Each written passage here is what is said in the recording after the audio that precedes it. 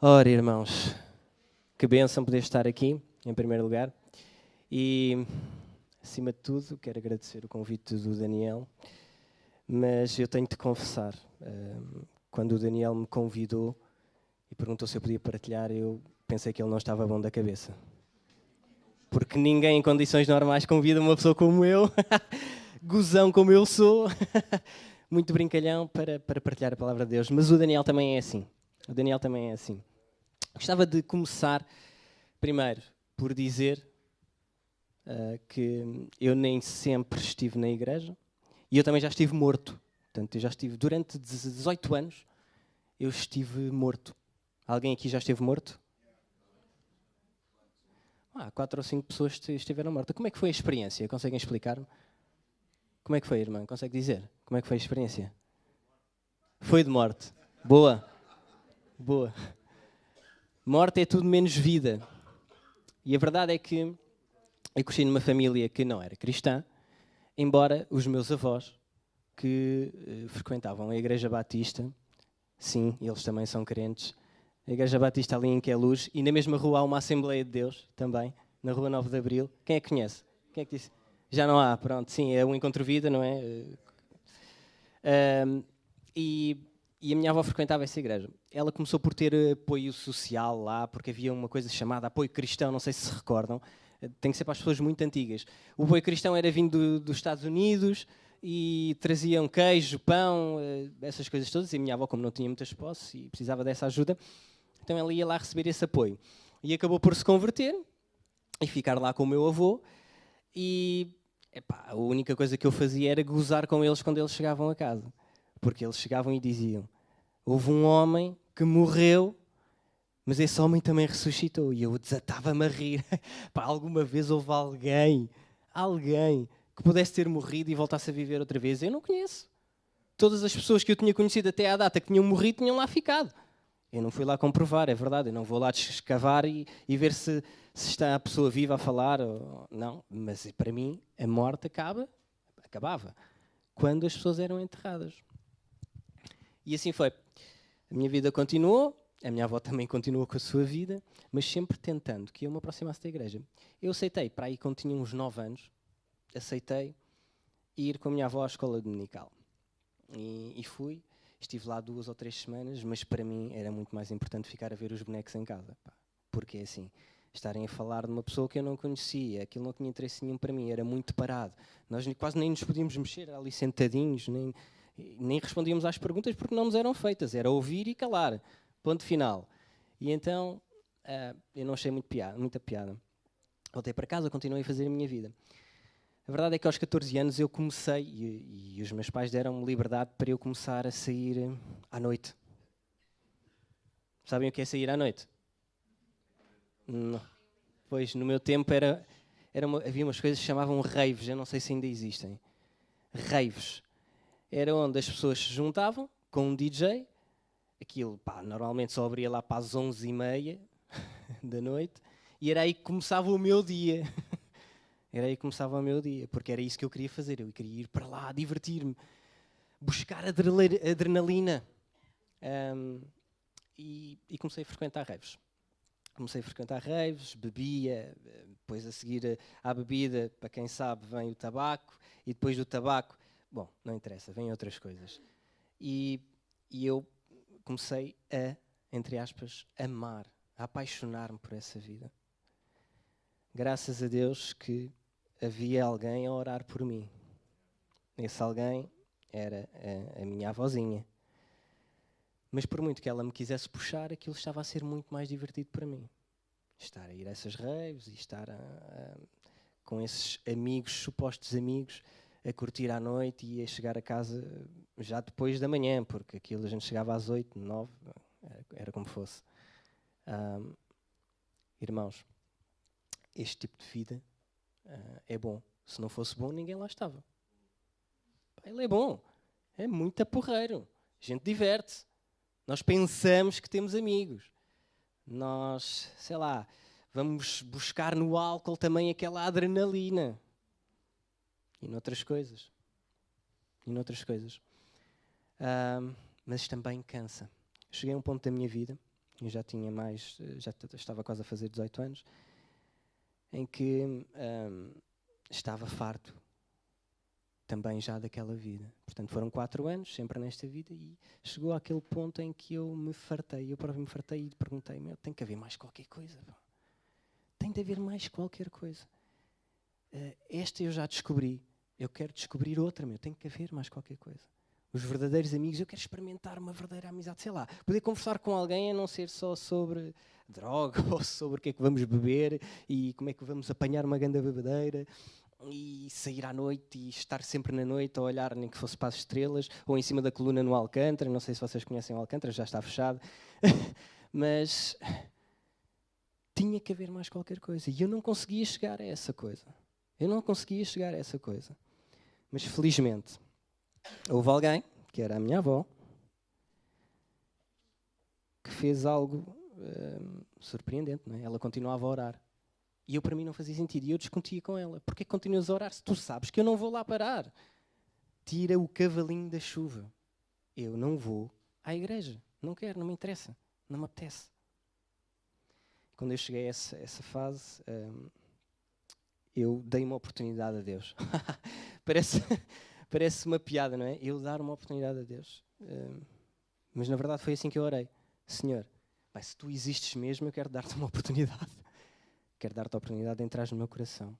Eu lembro-me perfeitamente, não levem a mal isto e nunca ensinem os vossos filhos a fazer estas coisas, mas eu estava a fazer cábulas para um teste. Eu sei que nunca ninguém aqui fez cábulas. Eu sei. Mas eu estava a fazê-las, era um menino mesmo mal comportado. Para um teste de biologia, sei lá, já não me recordo, acho que era biologia. E de repente deu-me uma branca e eu disse, não, tem que ser agora. Orei e disse assim, se tu existes mesmo, tens que me mostrar. Eu peço perdão porque eu sei que estou errado em muitas coisas, mas tu tens que me mostrar alguma coisa. Entra no meu coração, faz lá aquilo que a minha avó diz que tu fazes, Se és capaz de o fazer, então faz agora, por favor, porque eu não aguento mais. Eu tenho de saber se tu existes ou não. E a verdade é que senti por mim acima um fogo a queimar, como que se estivesse a queimar-me. E eu já desesperado porque eu não sabia o que é que estava a acontecer, mas a verdade é que depois desse fogo me ter queimado, parece que estava outra pessoa. Não era mais aquela pessoa que andava à procura de drogas, ou de beber, ou de sair com os amigos à noite. Não, naquele momento, até parei de fazer as cábulas para a biologia, vejam bem. A verdade é que senti-me tão liberto, uma sensação tão saudável, tão boa, e eu percebi que naquela altura Deus tinha entrado na minha vida para nunca mais sair, porque é impossível. Sempre que eu olho para trás, eu faço alguma coisa de errado e sinto-me às vezes até desesperado. Para quem tem filhos sabe do que é que eu estou a falar. Os filhos cansam os pais. E então eu sinto-me por vezes desesperado e sem energia. Eu olho para trás e vejo, bolas, não. Eu não posso deixar de acreditar neste Deus e naquilo que Ele faz, porque eu tive esta experiência. Ele entrou na minha vida. Eu não nasci nos bancos da igreja. Não nasci lá. Não, eu fui transformado. Oh, glória a Deus, aleluia. Mas sabem porquê que eu fui transformado? Não foi por minha causa. Então eu gostava de ler, e se conseguir aqui pelo telemóvel, isto é um bocado pequeno, mas eu acho que chego lá. Então eu gostava de ler em Atos 12.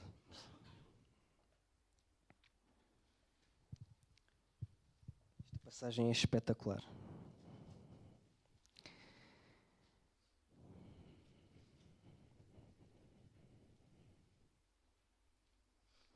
Por aquele tempo, mandou o rei Herodes prender alguns da igreja para os maltratar, fazendo passar a fio de espada a Tiago, irmão de João, e vendo ser isto agradável aos judeus, prosseguiu, prendendo também a Pedro. E eram os dias dos pães asmos. Tendo-o feito prender, lançou-o no cárcere, entregando-o a 4 escoltas de 4 soldados cada uma, para o guardarem, tencionando apresentá-lo ao povo depois da Páscoa. Pedro, pois, estava guardado no cárcere, mas havia oração incessante a Deus por parte da igreja a favor dele. Pedro, pois, estava guardado no cárcere, ou seja, estava na prisão. Mas havia oração incessante a Deus por parte da igreja a favor dele. Quando Herodes estava para apresentá-lo naquela mesma noite, Pedro dormia entre 2 soldados, acorrentado com 2 cadeias e sentinelas à porta. Guardavam o cárcere. Eis, porém, que sobreveio um anjo do Senhor e uma luz iluminou a prisão. E tocando ele o lado de Pedro, o despertou, dizendo: levanta-te depressa. Então as cadeias caíram-lhe das mãos. Disse-lhe o anjo: cinge-te e calça as sandálias. E ele assim o fez. E disse-lhe mais: põe a capa e segue-me. Então saindo o seguia, não sabendo que era real o que se fazia por meio do anjo. Parecia-lhe antes uma visão. Depois de terem passado a primeira e segunda sentinela, chegaram ao portão de ferro que dava para a cidade, o qual se lhes abriu automaticamente. E saindo, enverdaram por uma rua e logo adiante o anjo apartou-se dele. Então Pedro, caindo em si, disse: agora sei verdadeiramente que o Senhor enviou o seu anjo e me livrou da mão de Herodes e de toda a expectativa do povo judaico. Até aqui a palavra de Deus. Os irmãos perceberam? O que é que aconteceu? O que é que vocês acham que aconteceu? O quê? Poder de oração. Mas a oração o quê? Aquela oração que nós fazemos aqui: obrigado, Senhor, e tal. Dá-me coisas, faz-me isto. Não. Oração incessante. Algumas traduções falam em oração fervorosa. Bolas. Eu quero orar dessa maneira. Porque se eu oro fervorosamente e Pedro é libertado da prisão, então imaginem o que é que nós fazemos, o que é que pode acontecer se nós fizermos isso por aqueles que estão lá fora e não estão salvos. Não é verdade? Então como é que nós temos que orar? Um bocadinho mais alto que eu não ouvi. Continuamente, fervorosamente, incessantemente, sem parar. Ou seja, temos que levar uma vida de oração, onde quer que estejamos. Não é aqui na igreja só, esperar, ficar à espera. Eu às vezes faço isso. Espera aí, agora já estou um bocado atrasado para ir para a igreja, o melhor é orar lá. Orem pelo caminho. Orem no trabalho. Não há crianças aqui agora, mas orem na escola. Orem em todo lado. Orem em todo lado. Pois bem, eu orei, queria só dizer isto, eu orei 10 anos por uma pessoa, para que ela pudesse não só converter-se, porque ela já tinha conhecimento, já conhecia Deus, mas para que ela pudesse encontrar uma comunidade onde ela pudesse viver verdadeiramente o amor de Deus, pudesse ser ajudada em comunhão. Orei 10 anos e ao fim de 10 anos eu vi a resposta. Foram 10. Eu não vou dizer quem é, mas ele está aqui. Ao fim de 10 anos. Aliás, até demorou mais que 10. Para ele encontrar esta maravilhosa comunidade. Que ora-se a sério, é verdade, graças a Deus por isso. Mas a conversão, queria-vos dizer também que a conversão não faz as pessoas boazinhas. As pessoas não ficam boazinhas por se converterem. Como é que elas ficam boazinhas? Alguém sabe dizer? Quem é que pode abrir em Marcos 10, por favor, rápido? Já só tenho 1h35 para acabar de pregar. Bom. Marcos 10, versículo 17. Quem pode ler, por favor?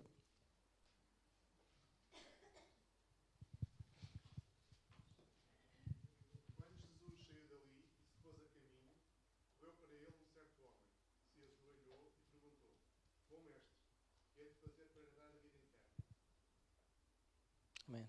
Isso mesmo. Bom mestre, que hei de fazer para herdar a vida eterna? Mas sabem o que é que Jesus respondeu? O que é que ele respondeu? Porquê que me chamas bom? Bom há só um, que é Deus. Vejam bem, porque é que e nós pensamos assim, Jesus é Deus. Porquê é que ele está a dizer que não é bom? Porquê é que ele está a dizer que não é bom? Porque ele está a equiparar-se. Ele é 100% Deus, 100% quê? Então, nós podemos ser bons? Podemos? Não. Sabem como é que nós podemos ser bons? Imitando o Pai. Sim, também. Em Gálatas 2:20 nós temos a resposta. Quem é que pode ler? Gálatas 2:20.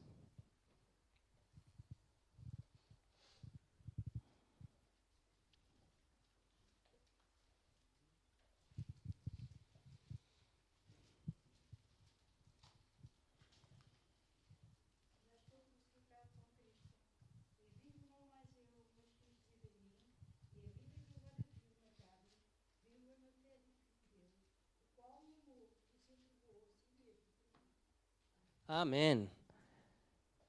O quê? Quem é que vive em Paulo? Sim, o que é que ele teve que fazer? O que é que Paulo teve que fazer? Teve que fazer o que Jesus fez. O que é que Jesus fez? Meu. Teve que morrer. Paulo teve que se crucificar. Eu sou diferente de Paulo. Não sou nem melhor nem pior, provavelmente. Ele sabia mais da Bíblia, provavelmente também. Mas conseguem perceber onde é que estamos? Em que direção é que estamos a ir? Precisamos de nos crucificar. Precisamos de deixar não só o nosso velho eu, como queimar todas as coisas, até aquelas que nós pensávamos que fazíamos bem e que eram boazinhas. Porque nós não somos bons. Tirem o cavalinho da chuva. Nenhum dos que está aqui é bom. Mas aquele que nos salvou, aquele que nos libertou, todo amoroso, todo poderoso, esse sim. Através dele nós podemos ser bons. Quem é que não quer experimentar isso aqui? Então porquê é que não fazemos isso com as pessoas lá fora também? Elas não podem ficar inibidas de conhecerem isto que nós já temos. O que é que vocês acham? Só que este Jesus não era assim só esta pessoa simpática que nós pensamos. Ele era simpático, mas ele era controverso também.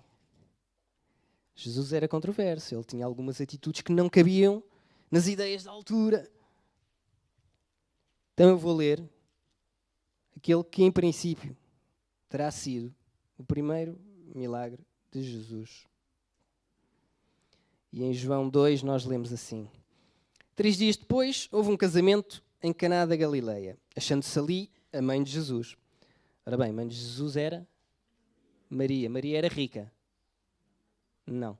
Maria era pobre, tal como a família de Jesus, de classe baixa, naquela altura, e ela tinha sido convidada, porque ela conhecia muita gente, portanto, nós deduzimos que em princípio o casamento também não seria um casamento de ricos, seria um casamento assim, por aí, provavelmente também da classe baixa, média, no máximo. Então Jesus também foi convidado com os seus discípulos para o casamento. Tendo acabado o vinho, estava à espera que vocês dissessem, oh, pois é, não é? Quem é que não gosta? Eu não gosto. Gosto de cerveja. Bom, tendo acabado o vinho, a mãe de Jesus lhe disse, eles não têm mais vinho. Mas Jesus lhe disse, mulher, que tenho eu contigo, ainda não é chegada a minha hora. Então ela falou aos serventes e disse-lhes assim, fazei tudo o que ele vos disser. Estavam ali 6 talhas de pedra que os judeus usavam para as purificações. E cada uma levava 2 ou 3 metretas. Estas talhas são um recipiente onde se põe o vinho.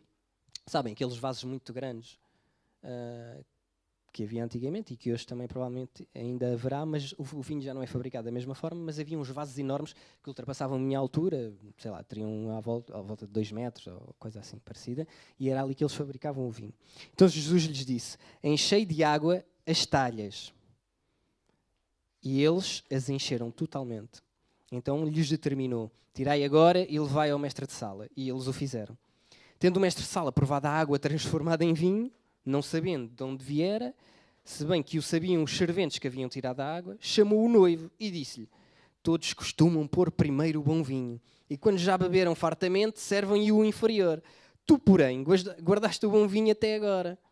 Com este, deu Jesus princípio a seus sinais em Caná da Galileia. Manifestou a sua glória e os seus discípulos que creram nele. Depois disto, desceu ele para Cafarnaum com a sua mãe, seus irmãos e seus discípulos e ficaram ali não muitos dias. Tem aqui a palavra do Senhor. Então, o que é que eu gostava de partilhar convosco em relação a esta palavra? Em primeiro lugar, este episódio, vocês acham que correu bem ou mal? Hã? Correu bem porquê? Porque havia muito vinho? Oh, irmã. Correu bem? Não, eu acho que correu bem. Eu acho que correu bem. Sim, eu também concordo. Eu acho que correu bem. Mas podia ter corrido muito mal. Sabem porquê? Alguém tentou apressar Jesus. Quem é que tentou apressar Jesus? O que é que ela disse?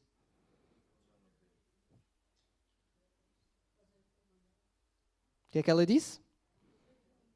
Já não há vinho. Sabem, eu disse à minha esposa que ia dizer esta piada, portanto ela já está preparada. Já não há vinho, pá. A minha mulher às vezes faz assim comigo. Oh pá, apetecia-me tanto pão fresco, mas não há. Que tenha eu contigo, mulher. Não é chegada a minha hora. Vi umas botas de cano alto, tão bonitas. Que tenha eu contigo, mulher. Não é chegada a minha hora.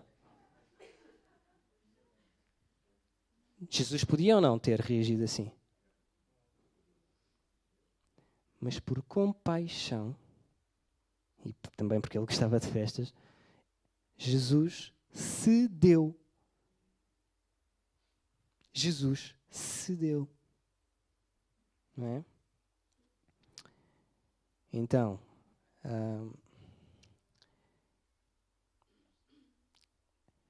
na verdade, este é tão pequenino que eu acho que já me perdi aqui.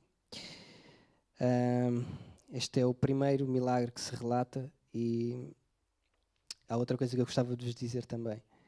É que nós podemos aprender aqui uma lição também de obediência. Porque se eu estivesse ao lado de Jesus, naquela altura, e fosse um dos serventes, a primeira coisa provavelmente que eu iria dizer é: amigo, epá, eu sou muito gozão. Eu sou um dos maiores brincalhões que há aqui.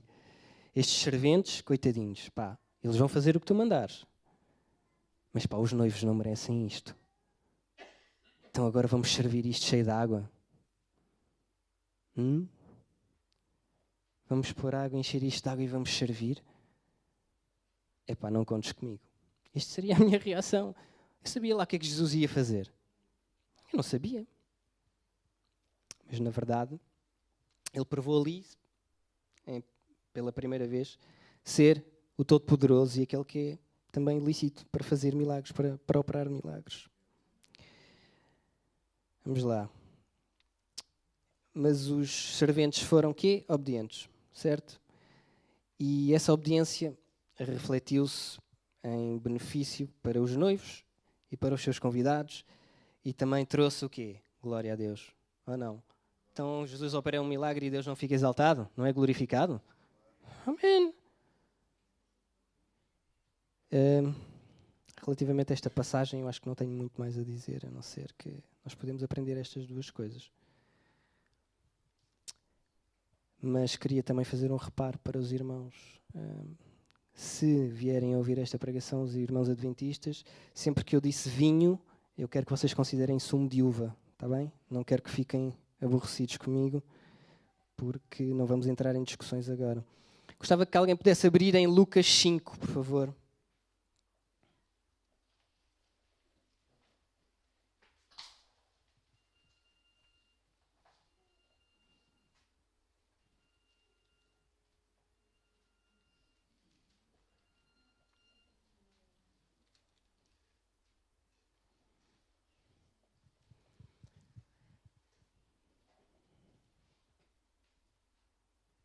Jesus gostava de festa?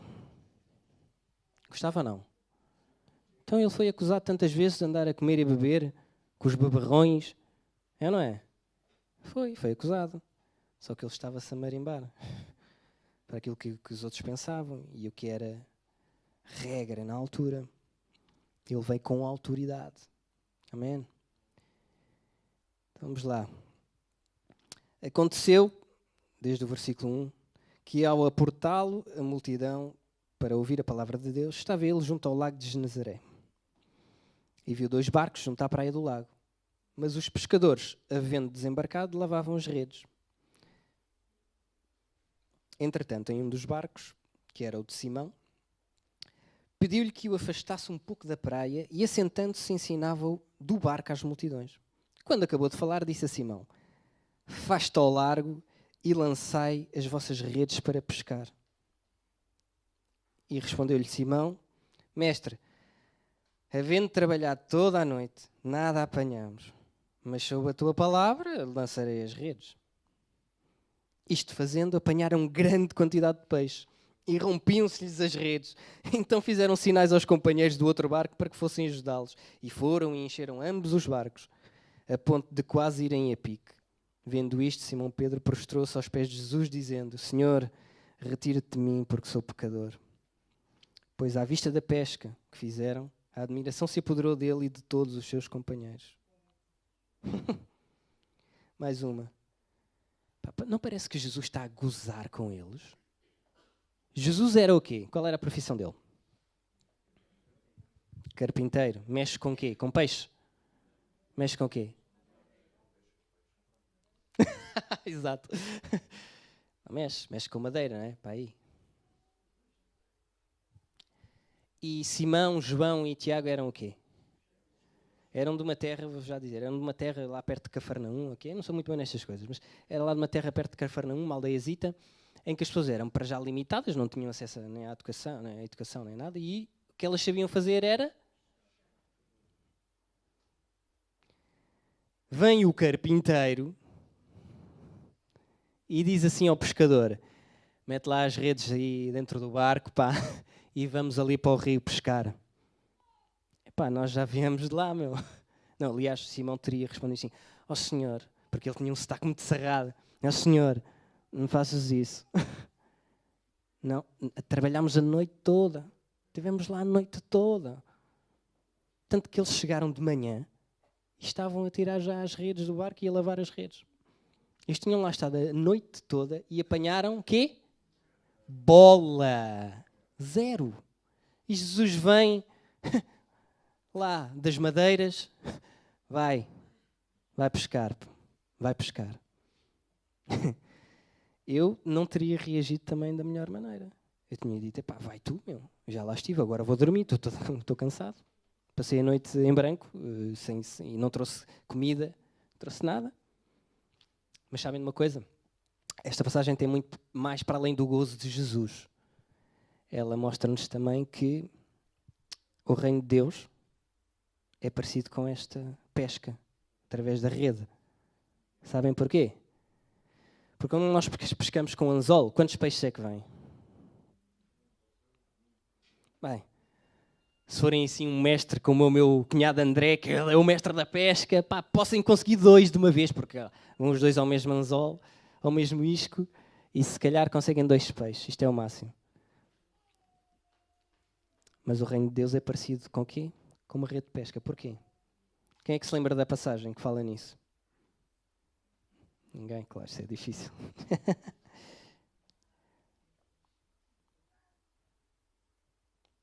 Por acaso eu tinha para aqui a passagem.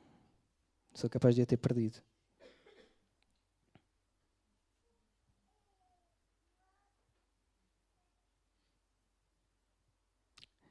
Se calhar já lá chego outra vez.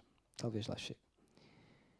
Então, estávamos a dizer que o reino de Deus é equiparado a essa rede de pesca que nós lançamos e que vem muitos peixes. Sabem porquê? Porque Jesus não quer excluir ninguém. Ele pode escolher, ou as pessoas podem escolher, depois de serem pescadas. Mas a rede tem que ser lançada a todos. A todos. Às vezes Deus usa a nossa percepção limitada do que é o reino dele, não é? Para às vezes também nos passar autênticos atestados de estupidez. A pesca para Simão, Tiago e João era o pão nosso. Eles faziam isto todos os dias. No entanto, Jesus prova que ele é o centro da pesca. Não é só o centro do nosso ganha-pão. Ele é o centro de todas as coisas na nossa vida. É ou não é assim? E diz assim, 2 Timóteo 4. Porque virá tempo em que não suportarão a sã doutrina, mas tendo grande desejo de ouvir coisas agradáveis, ajuntarão para si mestres segundo os seus próprios desejos. E não só se desviarão os ouvidos da verdade, mas se voltarão às fábulas. O que é que isto quer dizer? Os irmãos sabem? Ou conseguem ter assim, uma ideia? Já ouviram alguém pregar e dizendo assim: irmão, se você der o dízimo, você vai ser rico. Irmão, se você vier à igreja, você vai ser muito abençoado. A vida vai-lhe correr que é uma maravilha. Este então é espetacular.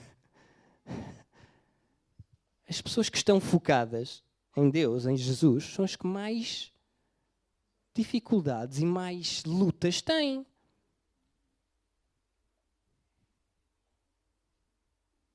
Mas Jesus quis ensinar que essas vãs doutrinas não têm nada a ver com ele. E por isso é que ele disse, vai, lança lá a rede. Ele podia ter usado o anzol, também se usava na altura. Mas ele quis equiparar o reino de Deus a esse anzol. E diz assim, a passagem que eu queria há bocado dizer-vos, está em Mateus 13, 47, e diz assim: igualmente o reino dos céus é semelhante a uma rede lançada ao mar e que apanhou toda a espécie de peixe. E quando cheia, puxaram-na para a praia e, sentando-se, puseram os bons em cestos e os ruins, porém, deitaram fora. Assim será no fim do mundo. Sairão os anjos e separarão os maus dentre os justos. E nós às vezes ainda temos a lata de escolher a quem é que vamos pregar. É da raça X, Y, Z. Se calhar não vou falar, tenho medo dele, ainda me vai abater. E depois eles juntam-se todos e ainda me vêm abater a mim. Está a brincar ou quê? Então a rede é para quem? É só para alguns? Ou a rede é para todos? Aquele é nazi e não aceita religião. Não aceita religião? Então... Mas nós é que escolhemos isso. Diz a palavra de Deus que é o quê? Que isto é para todos. Quem é que se separa depois, no fim? O próprio Deus. Assim ou não é? Até aqueles rapazes que andam nas motas, aqueles motoqueiros ou lá o que raio que é. Poxa, até esses merecem a salvação. Precisam. Este pessoal das motas, Pois a grande máxima aqui no reino de Deus é, no reino de Deus, para nós. Qual é a nossa missão? Qual é a máxima da nossa missão? Ide por todo e pregai o Evangelho àqueles que nos apetecer, aos que eu acho mais bonitos, neste caso bonitas, porque eu não acho os homens bonitos, são todos feios para mim. E os irmãos perguntam, então, e aquelas pessoas que se casaram e são do mesmo sexo? Perguntem ao vosso pastor que eu não vou meter nisso. Está bem? Perguntei ao Daniel, eu tenho a minha opinião, mas não vou meter. Exatamente. A rede nós temos que ir lá buscá-la. Agora o que fazer depois, não faço a mínima ideia. Mas tem que ser pregado o Evangelho também, sem dúvida. Amém. Não tenho dúvidas. Jesus foi a chave para aqueles homens terem feito a pesca da sua vida. Isto mostra que as nossas ideias para alcançar os perdidos não valem um tostão se não forem centradas nele. Ele é a chave. Vamos lançar esta rede onde quer que estejamos, pois todos são merecedores de ouvir a palavra de Deus, a única que liberta e edifica. Porque Ele morreu por todos, para que os que vivem não vivam mais para si, mas para aquele que por eles morreu e ressuscitou. Eu vou repetir, eu acho que não perceberam. Ele morreu por todos, para que os que vivem não vivam mais para si, mas para aquele que por eles morreu e ressuscitou. Pois é. E chegamos a uma altura em que eu gostava de partilhar convosco uma das passagens que mais me arrepia. Porque isto revela uma coragem abismal. Diz assim, Marcos 6. Ora, chegando o sábado, começou a ensinar na sinagoga. Quem? Quem é que começou a ensinar na sinagoga? Jesus. Sabem porque é que ele podia ensinar na sinagoga?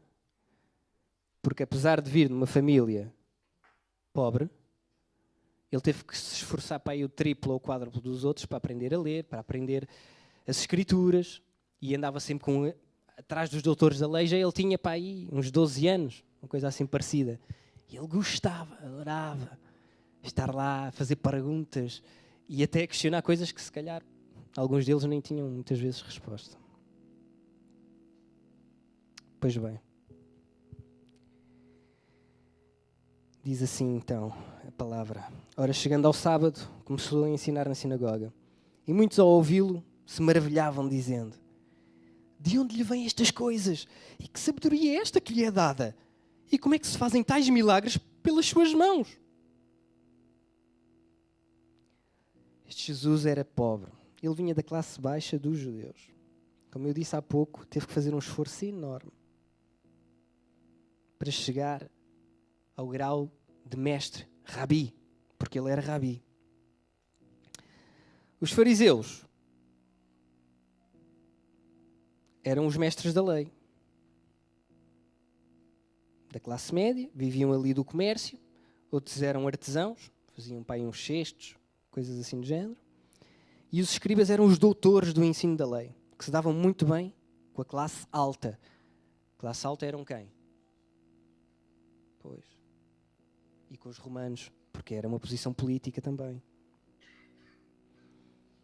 Tudo parecia correr bem nesta relação entre os fariseus, que ensinavam o povo, e o povo. Sabem porquê? Porque o povo não sabia ler. Eles não tinham acesso às escrituras, porque eles não sabiam ler. Então, o que é que eu faço a uma pessoa que não sabe ler? O que é que eu posso fazer? Posso ensinar o quê? O que me apetecer. Não é verdade? Posso ensinar aquilo que me apetecer. Na verdade, Jesus dizia acerca dos fariseus que façam aquilo que eles vos ensinam. Não façam aquilo que eles fazem. Não façam aquilo que eles fazem. Gostava de ler a última passagem desta manhã. Em Mateus 23. Se quiserem, podem acompanhar.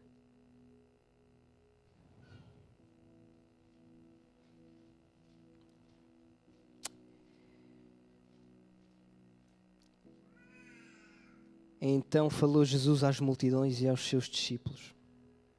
Na cadeira de Moisés se assentaram os escribas e os fariseus. Fazei e guardai, pois, tudo quanto eles vos disserem. Porém, não os imiteis nas suas obras, porque dizem e não fazem. Atam fardos pesados e difíceis de carregar e os põem sobre os ombros dos homens. Entretanto, eles mesmos nem com o dedo querem movê-los. Praticam, porém, todas as suas obras com o fim de serem vistos dos homens, pois alargam os seus filatérios e alongam as suas franjas. Amam o primeiro lugar nos banquetes e as primeiras cadeiras nas sinagogas, as saudações nas praças e o serem chamados mestres pelos homens. Vós, porém, não sereis chamados mestres, porque um só é o vosso mestre, e vós todos sois irmãos. A ninguém sobre a terra chameis vosso Pai, porque só um é o vosso Pai, aquele que está nos céus. Nem sereis chamados guias, porque um só é o vosso guia, o Cristo. Mas o maior dentre vós será vosso servo. Quem assim mesmo se exaltar será humilhado, e quem assim mesmo se humilhar será exaltado. Eu fico arrepiado com isto. Sabem porquê? Não é só o facto de ele ter desmascarado. Pai, Jesus sabia as consequências destas palavras. Ele expôs aqueles que eram os líderes religiosos da altura. Vou chegar aqui um dia e vou expor o Daniel. Não há nada para expor. Está quase lá. Jesus expôs os líderes religiosos e ele sabia o que é que poderia advir daí, quais eram as consequências. E as consequências eram muito simples. Os líderes iam juntar-se e iam insurgir contra ele. Eles iam dizer, este gajo está a falar demais. Este tipo já me fez chegar aos limites. É ou não é preciso ter coragem para fazer isto? Hã? É preciso? Uma brutal coragem. Eu às vezes estou ao lado da minha diretora ou do meu colega e eles dizem-me uma bacurada qualquer e eu não respondo. Quanto mais agora chegar-me ali à Assembleia da República, seus mentirosos.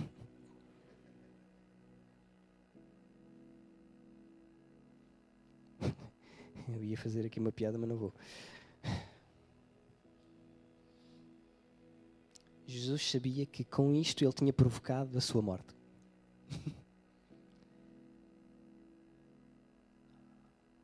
Estava a caminhar para a sua morte. Mas sabem porque é que ele não se calou? Porque ele gosta um bocadinho de nós. Sabem o que é que tinha acontecido se ele não tivesse dito ou proferido estas palavras? Ainda hoje o povo estava a ser o quê? Enganado. Nós estaríamos aqui a ser enganados. E eu volto à minha posição anterior. Ainda há quem esteja a ser enganado. Não vos falei? Aquelas doutrinas, toda a gente pensa que são sãs doutrinas, mas são tudo menos sãs. A palavra é esta. A palavra não são as ideias do Daniel, minhas, do Simão, do André. A palavra está aqui. Chamam-lhe Bíblia. Não sei como é que se diz em hebraico. Esta é a palavra. A atuação de Jesus permitiu então que nós deixássemos de ser enganados. Ele abriu ali uma porta e abriu mais outra. Porquê? Porque agora passamos a ter escolha. Nós podemos escolher a quem é que queremos seguir.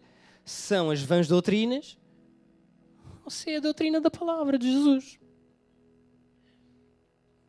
E ele sabia que isto ia chamar a sua morte. Portanto, eu bato as minhas palmas pela coragem de Jesus. Quem é que aqui quer ser corajoso hoje? Precisamos de coragem. Sabem porquê? Porque ele não se calou. E ele até se podia ter calado. Era o que mais razões tinhas para se calar. Era ele. Ele nem sequer tinha que morrer. Meu. Ele escolheu morrer.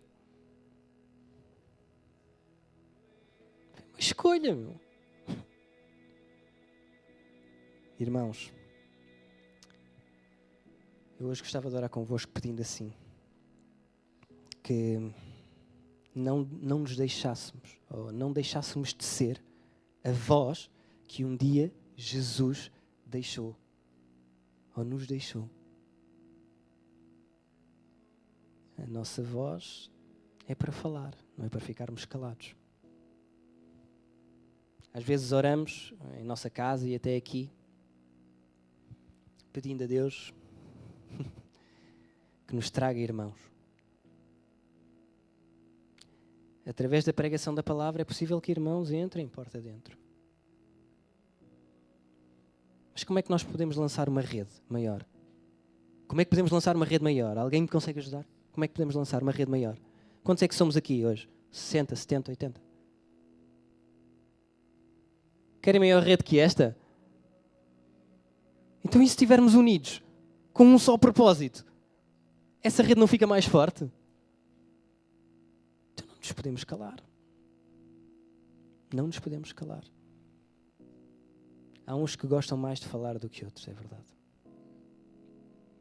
Mas todos podem falar. Às vezes basta uma palavra. Basta uma só. Às vezes bastam 3. O que precisas? Há alguém que está na rua, caído, e nós perguntamos, o que precisas? E aí começa a pregação do Evangelho. Ninguém tem legitimidade para ficar calado. É exatamente o contrário. É exatamente o contrário. Vamos lá então, irmãos. Não podemos guardar este Jesus na nossa caixinha e pensar que estamos a viver muito bem aqui em comunidade. É bom sentir, não é? Conforto. É bom sentir o conforto das pessoas aqui. Ai, é bom. Então, mas e se vierem mais irmãos, onde é que eu me vou sentar? Pá, há de se arranjar qualquer coisa. Está Está bem? Não podemos escolher a quem vamos pregar. É para todos. Maricas, nazi, preto, branco, cigano. É para todos. Atenção, eu estou a dizer coisas que são difíceis de depois de praticar lá fora. Hoje estávamos a falar sobre a oração e a Catarina também falou na prática. Porque sabem que a palavra oração é composta por duas palavras. Orar, ora e ação. Orar é só falar? Não. Orar é dialogar com Deus, mas implica uma ação. O que é que eu vou fazer com aquilo que eu estou a pedir ou que estou a dizer a Deus? Temos que quebrar este tabu também, que é o de pensarmos que nós falamos para Deus e depois Ele que faça. Não. A oração é um diálogo com Ele. É um diálogo, é uma conversa, assim como eu converso com o Daniel. Poucas vezes, mas converso. Gostava de conversar mais. Estão nessa, irmãos? Vamos orar então? Com confiança, com fé, que Jesus vai fazer através de nós essa mudança de pescarmos como aqueles apóstolos pescaram. Alguém quer isso? Quem quiser, pode dizer amém no final. Oh Deus, estamos aqui na tua presença, agradecidos porque nos deste mais um dia de vida. Agradecidos porque nos trouxeste até aqui. E agradecidos pelo privilégio que temos de sermos teus filhos. Oh, aleluia! Oh, Pai, não há outro privilégio igual a este. E perdoa-nos, Pai, porque normalmente não damos o devido valor. Oh, Pai, ajuda-nos a ser ousados. Ajuda-nos a ser ousados para chegarmos aos outros, Senhor. Que esta palavra que nós ouvimos e que vem de Ti, que está na Tua palavra, que ela possa chegar aos outros. Queremos ser como esta rede. Não queremos pescar com um anzol pelos nossos próprios interesses, mas antes queremos que todos, Senhor, saiam a ganhar deste conhecimento, deste amor, Senhor, que um dia veio até nós e nos contaminou. Oh, que contaminação tão boa! Oh Deus, nós te pedimos, nós te rogamos que nos dês esse amor. Eu rogo que nos incomodes. Incomoda-nos, Senhor. Não nos deixes ficar no conforto do nosso lugar, Senhor, e das nossas palavras, ó Deus. Mas antes põe em nós, Senhor, o Teu Espírito, Senhor. Que Ele nos possa encher a cada dia e que o transbordar desse Espírito sejam almas para Ti, Senhor. Enche-nos, Senhor, a cada dia do Teu Espírito, pois precisamos, Deus. Em Teu nome, Senhor, nós declaramos que aqui fazemos este pacto contigo, Senhor. Queremos ser pescadores de homens. Não queremos calar a voz que Tu um dia, Senhor, proferiste para nós. Em nome de Jesus. Aleluia, amém.